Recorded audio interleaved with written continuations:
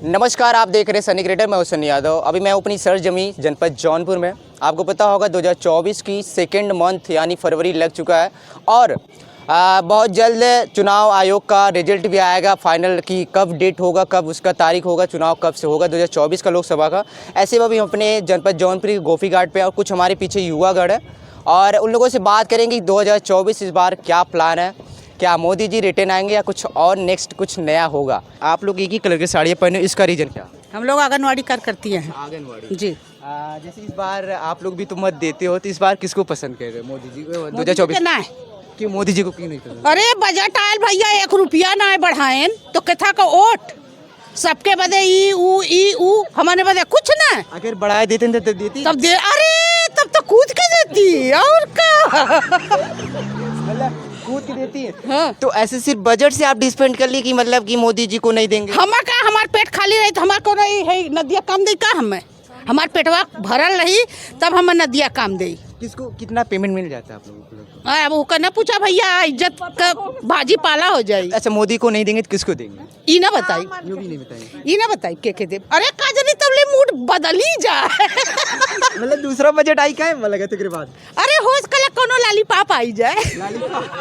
राम मंदिर भैया ठीक हो, भगवान का कृपा हो, सब बढ़िया, उनका करल धरल कुल हो। राम मंदिर बन गल बहुत अच्छी बात है, लेकिन हम अनोक तो ना कुछ देवे के चाहत रहल। गलत कहीं तो बोलो। सबके बदे बजट पास हो गल, पुल बन गल, वेतन आ गल, केहू का पेंशन लग गल, केहू का कुछ हो गल, सेना बदे बढ़ गल। भैया हमनो तो दिन रात मरत ही 5,000 रुपये पे, क्यों जान दे का 5,000 रुपया पे 5,000 में खर्चा ना चल पाओ तो? सब्जी खरीदे काटबे न करी, खर्चा का चली कोपा। मैम क्या नाम पड़ेगा आप लोग पहले? मेरा नाम निधि मौर्य है and I am from Jaunpur. ये इस बार क्या माहौल है? वैसे ज़्यादातर वो लगता है कि मोदी जी आएंगे क्योंकि उन्होंने इतना बेस्ट काम किया है। ऑलवेज मतलब होने भी चाहिए क्योंकि हमारे इंडिया के लिए काफ़ी ज़्यादा अच्छा भी होगा और इतने सारे बदलाव लाए हैं, तो मुझे तो पूरा 100% श्योर है कि मोदी जी आएंगे। कौन से काम किए हैं आप?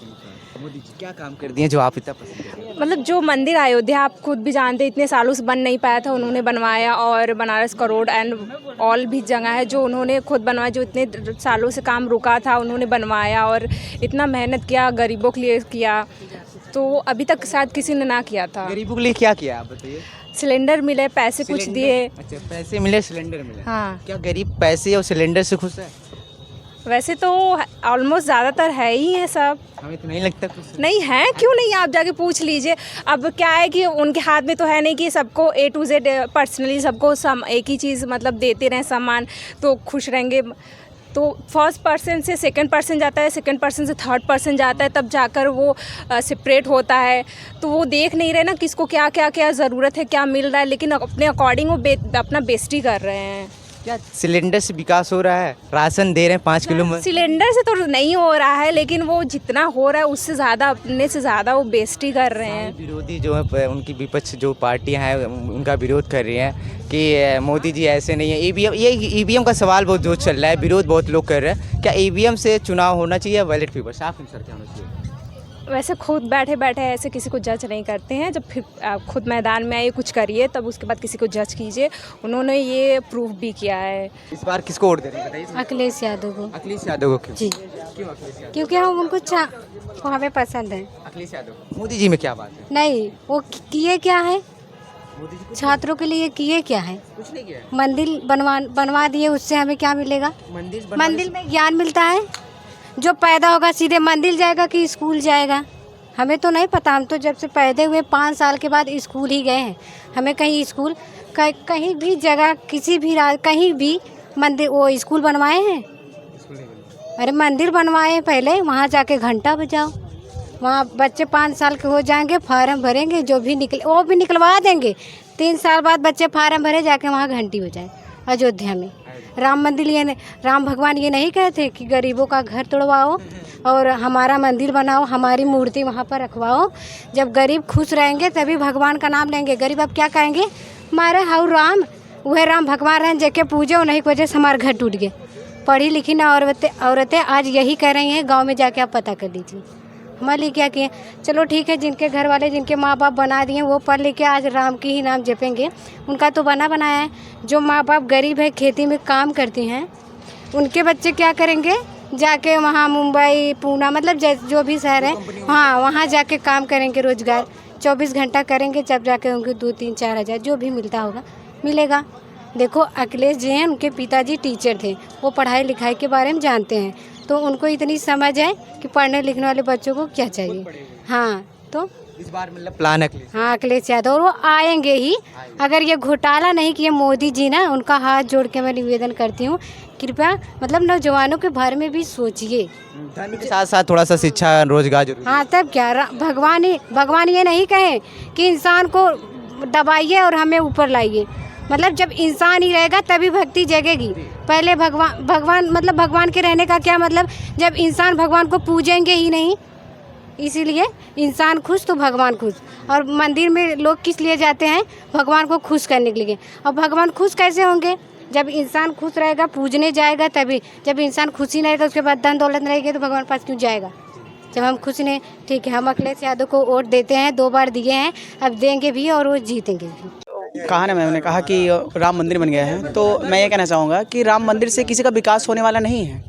ठीक है, मंदिर चले, अपने धर्म जो अपने जगह हैं, लेकिन इतने गरीब जो है, जो बेरोजगार हैं, कितने युवा पढ़े हुए हैं, PhD के हैं, बीएड के, कितने सारे 56 लाख हमारे यहाँ बीएड जो करता है वो वैकेंसी वाले हैं, वो अभी खाली पड़े, कोई वैकेंसी आई नथिंग आई।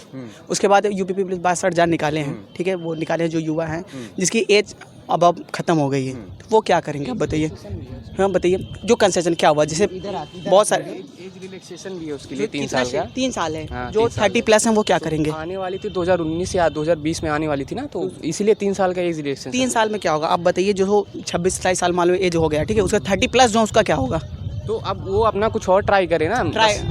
जैसे क्या आपने बोला 62,000 नौकरियाँ आ गई हैं, आपके अनुसार या हर युवा के अनुसार दूसरी पंचवर्षीय योगी जी की चल रही है। हमको रोजगार चाहिए, हमारे 100 बात में एक बात, रोजगार 1 रुपये मिले, कंटिन्यू मिले, बात समझिए। अगला इंसान बाहर कमाने जाता है, हमारे उत्तर प्रदेश के 75% लोग बाहर ही रहते हैं, एटलीस्ट रोजगार की वजह से। पहली बात तो यूपी में आबादी इतनी ज़्यादा है कि यहाँ कितना भी नौकरी दे ले तो इंसान को बाहर जाना ही पड़ेगा।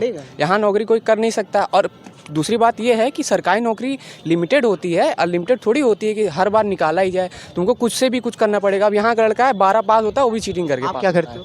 ठीक है, मैं नीट की तैयारी कर रहा हूँ अभी। हाँ, तो अगर कोई पास भी होता है ना यहाँ पे 12th में, तो बेसिकली वो चीटिंग करके ही पास हुआ होगा, या तो अगर पढ़ के पास होता है तो बहुत कम होते हैं। ठीक है, कैसे होते हो।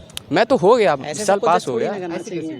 आप कैसे होते ये बताओ। नहीं देखिए, मैं अपनी बात नहीं बता रहा हूँ। देखिए यहाँ इतने लोग होते हैं, बता रहा हूँ, मैं खुद जानता हूँ कई लोगों को जो ऐसे हुए हैं। तो मैं ऐसे कैसे एक्सपेक्ट कर लूँ कि उनको नौकरी मिल जाएगी जब उनको बेसिक नॉलेज ही नहीं है उस चीज़ की। बेसिक नॉलेज होनी चाहिए ना कम से कम। भाई पढ़ाई का मतलब ये तो नॉलेज होनी। तो जब नॉलेज ही नहीं रहती है तो नौकरी क्यों एक्सपेक्ट करते हो, वो भी सरकारी। और ऐसे लोग होते हैं कि पैसा दे के हो जाते हैं, साला करप्शन इतना है, देख ही रहे हैं। आपने करप्शन की बात की।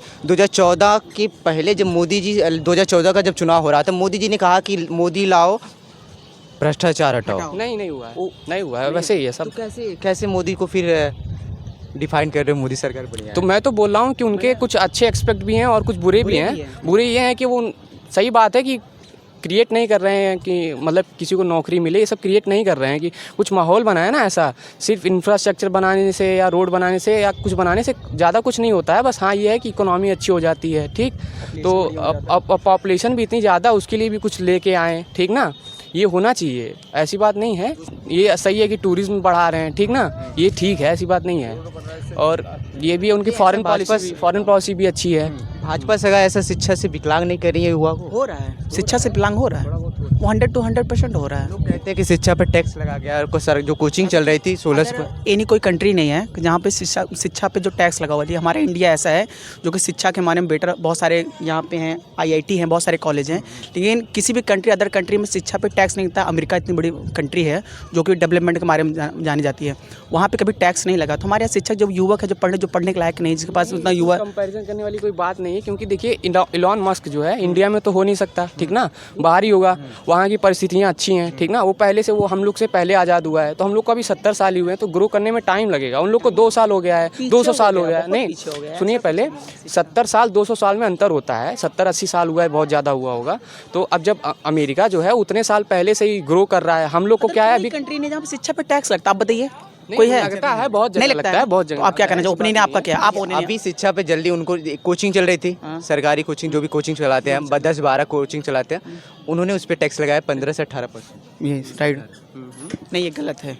नहीं क्यों अच्छा, गलत? देखिए नहीं, अगर ठीक है वो आप तो। बताइए, जैसे जो एक आम मजदूर के लिए, एक आम मजदूर जो है वो 400 रुपये कमाता है। हमारी बात सुनिए, आज की महंगाई इतनी तेज हो गई है कि दाल साला 140 रुपये 50 रुपये हो गया है। नॉर्मली दाल खाने जाओ आप, ठीक है, वो शिक्षा अगर रात में मतलब पूरे दिन दिहाड़ी करता है, वो खाने पीने में 300 रुपये निकल जाता है, कोई बीमार हो गया तो पूरे कर्जा लेकर डाले, तो वो कहाँ से कोचिंग की फीस देगा? आप बताइए हमको। 500 मजदूरी मिलती है। कहाँ पे बताइए? इस बार 2024 कौन से मुद्दे रहेंगे जिससे आप थोड़ा सा आप जैसे युवा हम तो जो सरकार हमको शिक्षा का काम करने का काम देगी वही से हम वोट करेंगे।